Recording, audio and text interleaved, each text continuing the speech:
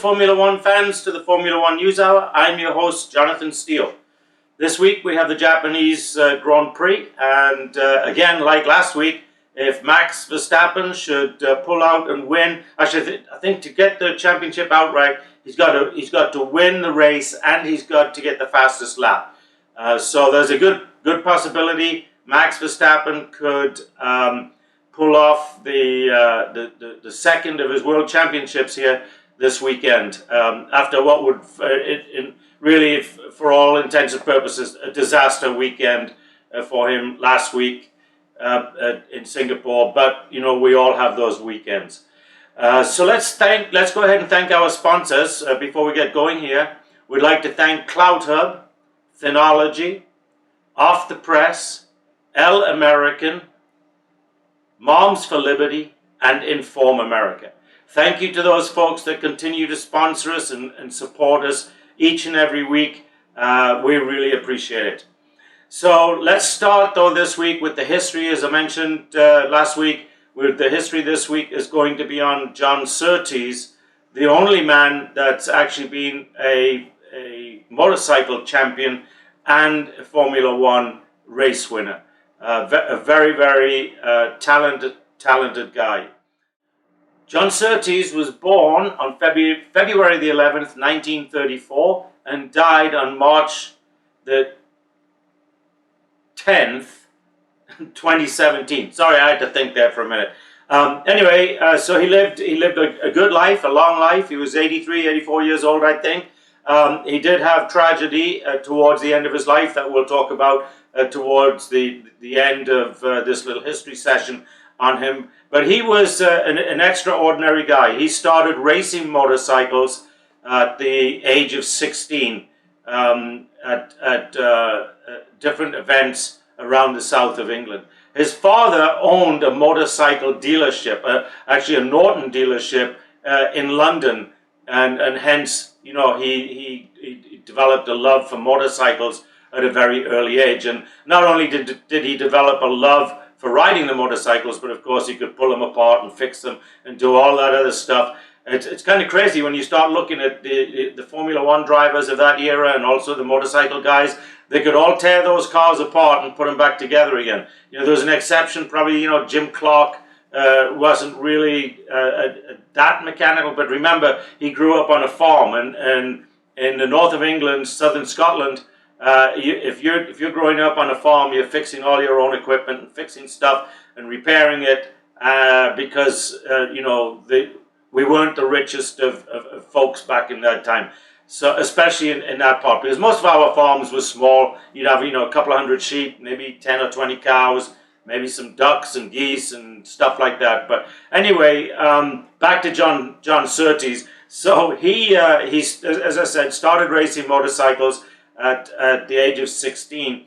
When he was 21, the then owner of Norton Motorcycle took a real interest in him and was watching him. And you know, John was at a very young age coming in second and third and occasionally winning, but you know, only the smaller races. But anyway, he caught the eye of the guy that ran Norton Motorcycles, and so in 1955, Norton Motorcycles made John Surtees part of their team. 1 year later, that's right, 1 year later, John Surtees was the 500cc motorcycle champion. Amazing when you think about it. After John won that championship in 1956, he ended up leaving Norton because Norton was having financial problems, and went on to MV Augusta, where he had amazing success for a number of years. He won the Isle of Man TT, he won the 500 and the 250cc World Championships for 3-4 years in a row, all the way through the end of the 50s, 57, 58, and 59, until actually he decided to leave motorcycle racing when he was about 26, 27 years old and switched to Formula One cars. When he switched to Formula One in 1960, it was none other than Colin Chapman, Lotus Cars, that gave John Surtees his first ride in a Formula One car. So John drove for Colin Chapman and the Lotus cars for about 3-4 years before he switched to Ferrari. And it was during the, I think, 1966 racing season. He was actually leading the Formula One points race when it started coming up time for the Le Mans 24-hour race. And at this time, John was Ferrari's #1 driver. So he assumed that he would be the lead driver in the Ferrari entry. Ferrari were having money problems back then, so they were only entering the Le Mans 24-hour race with 2 cars. Naturally, John assumed that he would have the lead driver in one of those cars. When that didn't happen, there was a lot of battles going on, and some of the money guys that were putting money into Ferrari at that time to keep it alive had their own drivers that they wanted to see drive in that Le Mans 24-hour race. So when John Surtees did not get his way and drive that Ferrari Le Mans 24-hour car, he quit. And so that ended really his chances of becoming Formula One champion that year. He very nearly did. He came in 2nd place.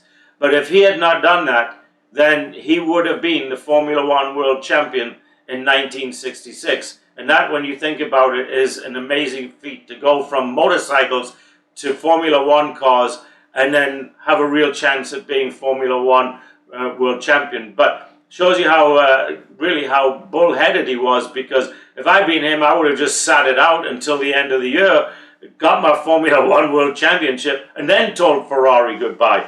But he was a man of principle, and when he did not get that ride in the Le Mans 24-hour race, then he was gone and he was out of there. So Surtees went on from Formula One. Well, at the same time he's driving Formula One, he also drove in the Can-Am series. If you remember, that was a popular series in the late 60s. Jim Clark, Graham Hill, Bruce McLaren, Dan Gurney, all those guys were taking part of this in that series. And in fact, in 1966, John Surtees was the Can-Am champion. So now we've gone from motorcycles to Formula One to Can-Am cars, and the guy's just winning at everything. Just an amazing athlete when you think about it, and an amazing driver and motorcycle racer to be able to pull off all of these things year after year after year. This part of the Formula One News Hour is brought to you by Phenology. Folks, these cars today generate a lot of data. Your business generates a lot of data, and what better place to have it than in a data center? Phenology is a privately owned data center in Austin, Texas. Has a private cloud, a public cloud, co-location, all of the things that you would expect out of a modern day data center. Phenology has it. Actually, most data centers don't have their own private cloud and public cloud. Phenology is unique in that way. So give the folks at Phenology a call, or go to their website at phenology.com. That is phenology.com. So now let's get back to John Surtees' career. So after the Can-Am series, he actually started building his own Formula One cars. And he built them for about 3-4 years with kind of limited success, never really coming to the top of the cream of the crop, as it were, but certainly was in there in a few races and managed to pull off a few race victories here and there. But for the most part, it just wasn't as successful as Lotus or BRM or Brabham, Ferrari. There was a few other of the teams that were up and coming back then. Honda had their own teams back then. So, but anyway, still a very successful guy in the motor world and a very successful guy in motorcycling world. So after he folded up his team, he decided that maybe he'd go back to his roots where his father came from. And he opened up himself a motorcycle dealership and also a Honda car dealership. which he operated for a number of years. But then as he started to get older, he moved on into management roles for some of the auto clubs in the UK. So John Surtees was married 3 times and ended up with 3 children, 2 daughters and a son. And his son met with tragedy in 2009. His son's name was Henry, and you know, if you ever saw and you can go out there on YouTube and you can see the videos of what happened to him. But literally, one car crashed, the rear wheel came off that car, flew into the air, and as John Surtees, Henry Surtees, sorry, was driving. He was driving a Formula 2 car, and as he came down over a hill, that wheel flew off. It hit him on the head and broke his neck, and he died instantly. If they'd had the halos on the cars that they have today, then Henry would have survived just fine. But they didn't, and Henry was killed instantly. And after that, John Surtees formed the Henry Surtees Foundation, of which it spends a lot of its time and efforts on improving safety, mainly in Formula 2 and Formula 3, because that's where Henry was racing, but also a small eye on Formula 1.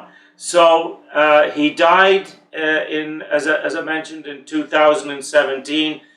Really, you know, you have to die of something, right? So they say, you know, he died of emphysema or something like that. He didn't smoke, so I don't.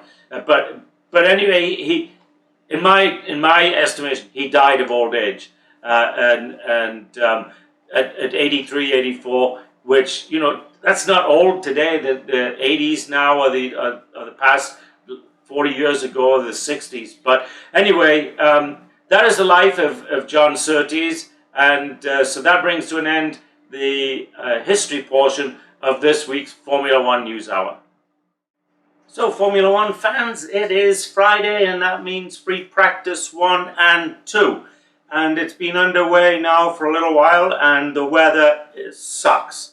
It's either not raining, light raining, or heavy raining, and so the times are not going to be very fast.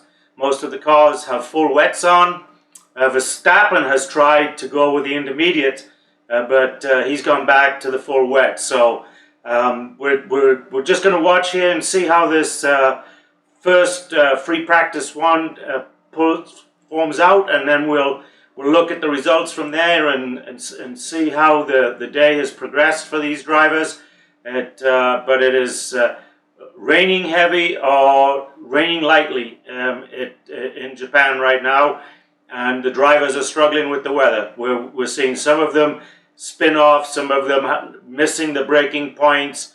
So it's if you remember, I think it was last weekend in Singapore when George Russell first started trying the slicks on, and it was like driving on ice. But anyway, we're going to sit here and watch this, and right here as we come up with the end of the first free practice, then we'll look and see how the drivers speed and who's managing to kind of weather the weather, as it were.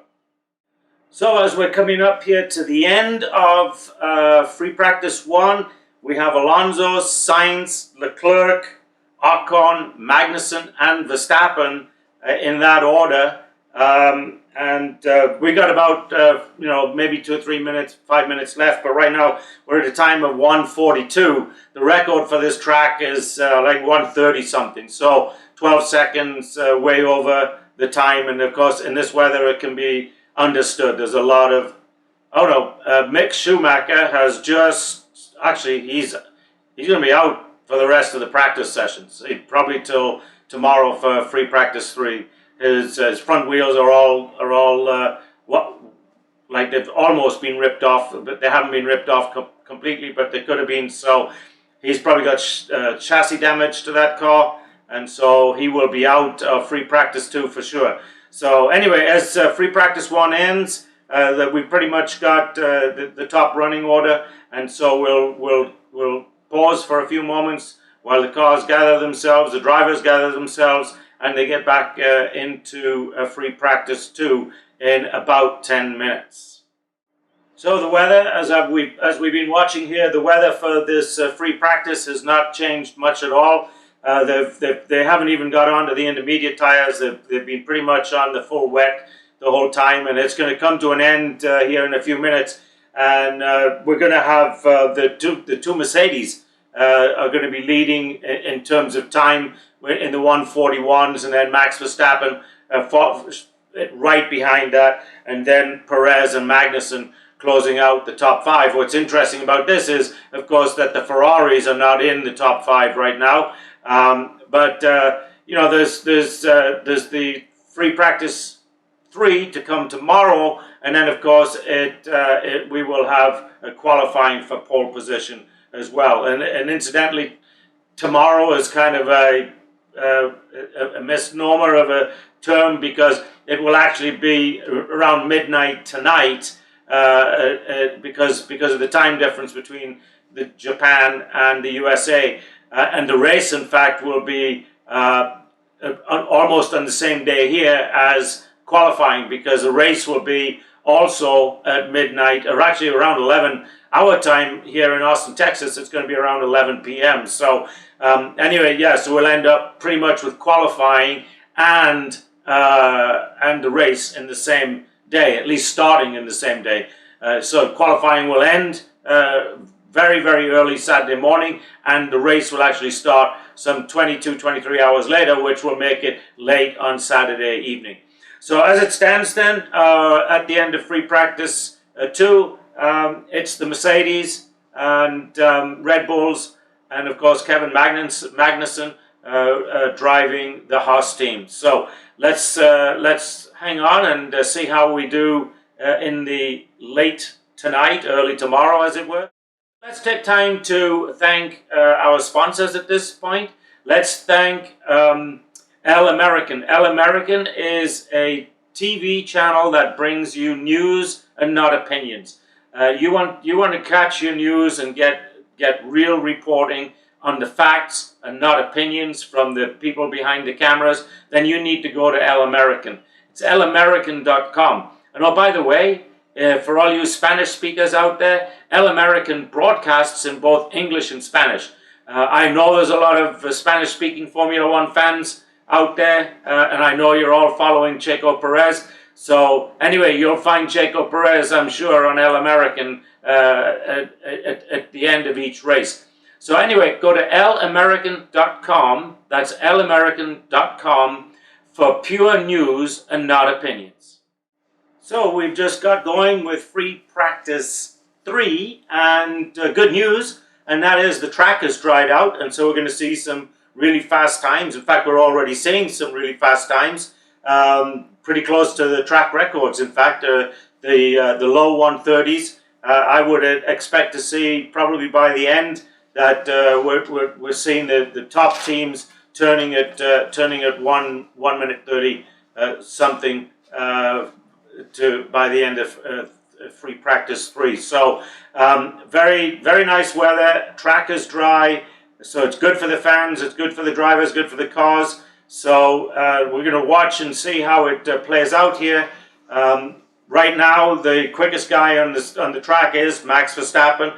I don't know whether it'll hold up that way. What's kind of interesting is the Mercedes are not showing the pace in the dry that they were showing in the wet. They were doing very good leading the field there at the end of free practice 2 with the wet, but they've lost some of that pace. Or I should say they haven't lost the pace. The other cars have obviously performed much better in the dry conditions versus the wet conditions. And remember what I said early on, and it goes back to, it wasn't me that said it actually, it was Juan Manuel Fangio. It is not the drivers that win these races anymore. It is the cars and the teams. Yes, you've got to be a pretty good driver, and yes, you know, the car's got to suit the driver. But you take a look at Danny Ricciardo as a good example. You know, Danny Ricciardo just didn't wake up slow one day.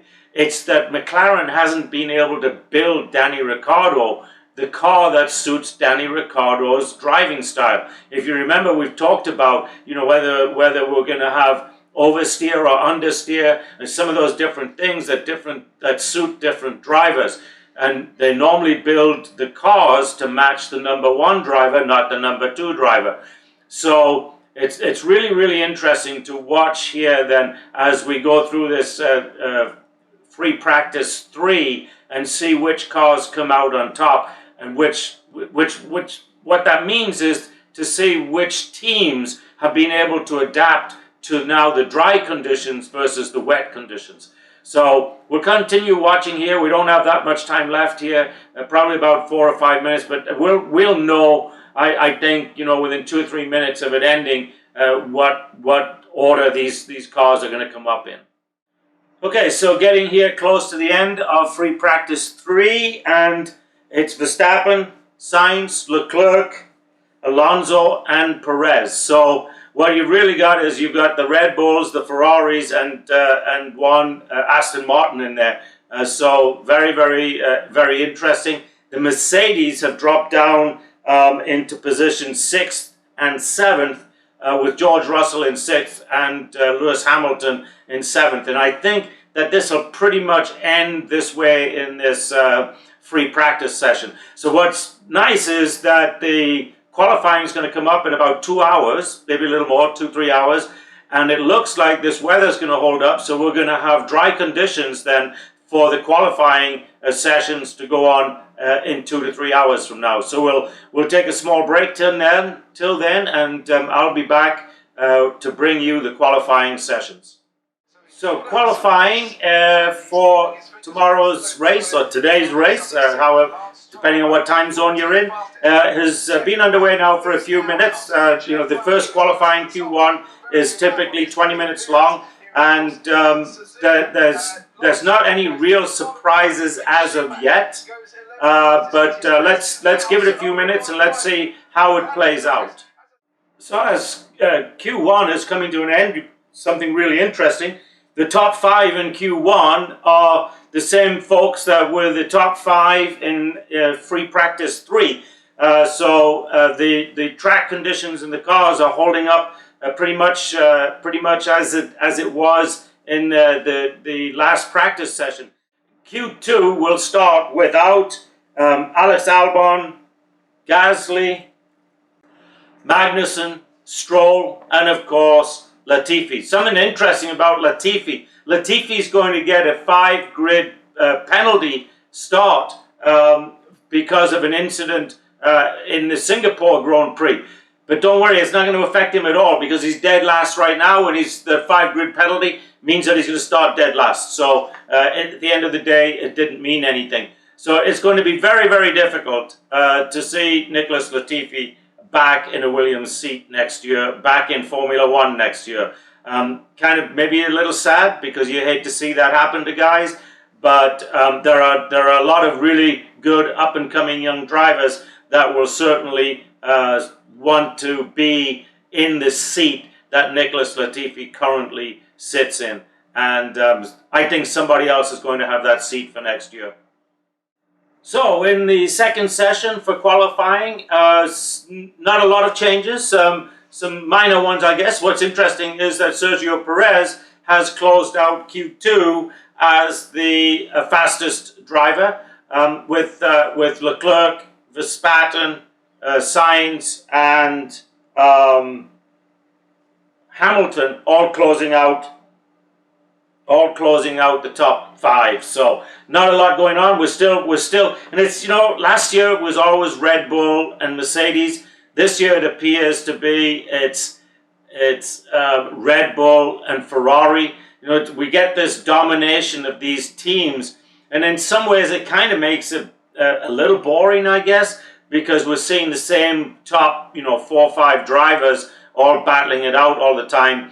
And so what's actually happening, at least for me anyway, as a you know, pure Formula One fan, is I'm starting to look at the down battles. You know, the battles between McLaren and Aston Martin and Alpine and Alfa Romeo. It's really interesting what's happened to Valtteri Bottas. I mean, when he was with Mercedes last year, you know, he was nearly always in the top three. And so this goes back to what I was telling you about the cars. Valtteri Bottas didn't get slow from last year. What's happened is Alfa Romeo has not built a car that suits Valtteri Bottas. He's not made it out of the second qualifying into Q3 qualifying in the last 4 or 5 races. Now, I just don't believe that that's Valtteri Bottas. I believe that's a condition where the engineers are not providing Valtteri Bottas a car that suits his driving style. Remember what I'm saying. I firmly believe that in this day and age, it's the teams that win and not the driver. Yes, the driver is part of the team, obviously. But what I mean by the teams win, it's the engineers, it's the strategists, it's the tire changers, it's all these guys that are really in the background of the news media that are really winning these races, and not so much the drivers. Yeah, the drivers, you know, they've got to be good. Let's not discount that. But at the same time, you can't see drivers like Ricciardo and Valtteri Bottas in 1 year go from very, very good to, you know, being in the bottom 5 of the pack now. Valtteri Bottas has not finished inside the top 10 in a number of races now. So something has happened along with Ricciardo. Look at Ricciardo. He won in a McLaren one race last year, but really, for the most part, he's been hanging down below the 15. He's very rarely does he. Yeah, he got a top 5 finish last week, but for the most part, he's been down there, you know, below the 15th, or sometimes 12th or 11th, but mainly in the bottom 5 of the finishes. So those that won't finish, that won't make it through to Q3, are in fact Ricciardo, Bottas, Joe Granu, Mick Schumacher, and I'm missing one,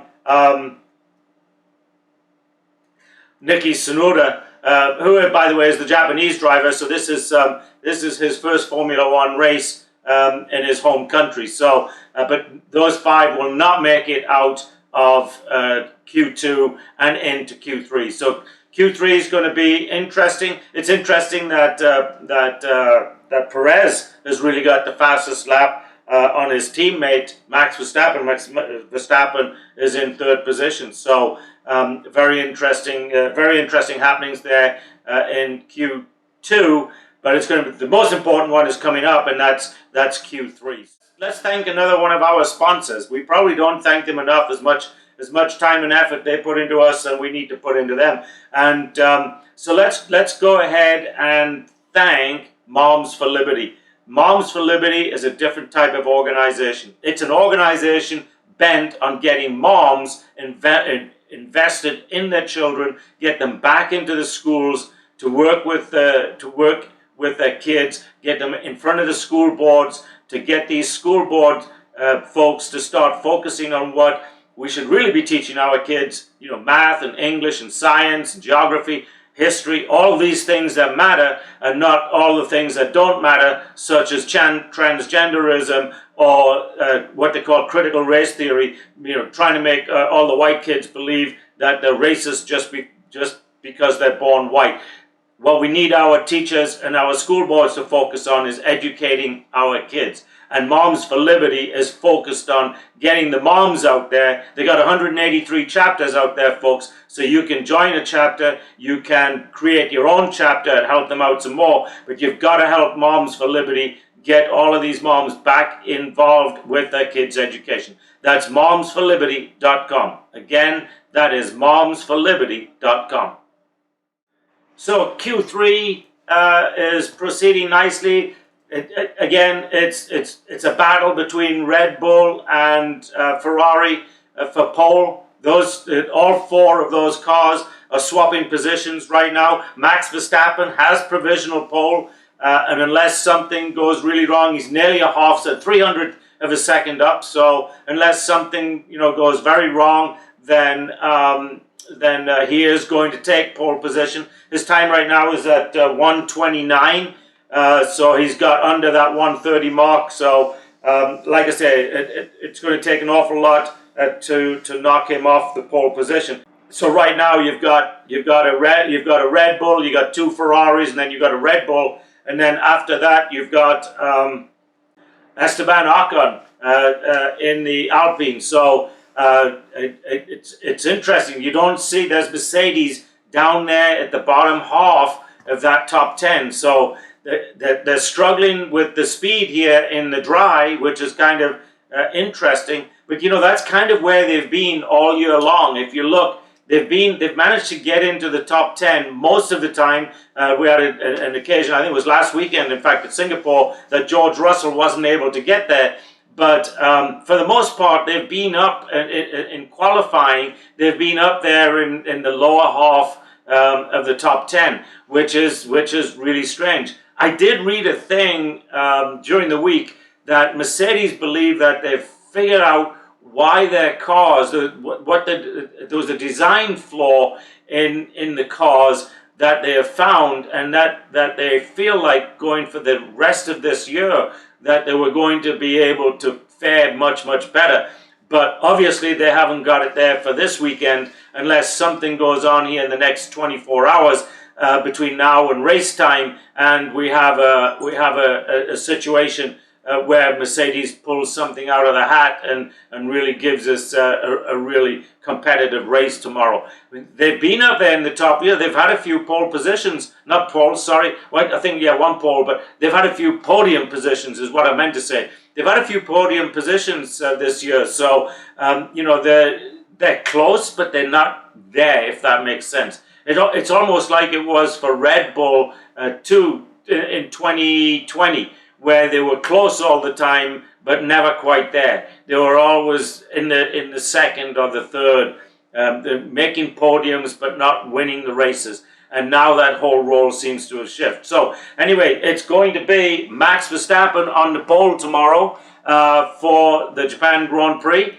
and followed by the two Ferraris, and then followed by his teammate Sergio Perez. So it's going to be a great race. We're looking forward to it, and I can't wait to stay up late tonight and make it so that it all comes together for you. And I look forward to bringing you the race tomorrow. So until the race time, I'll see you later.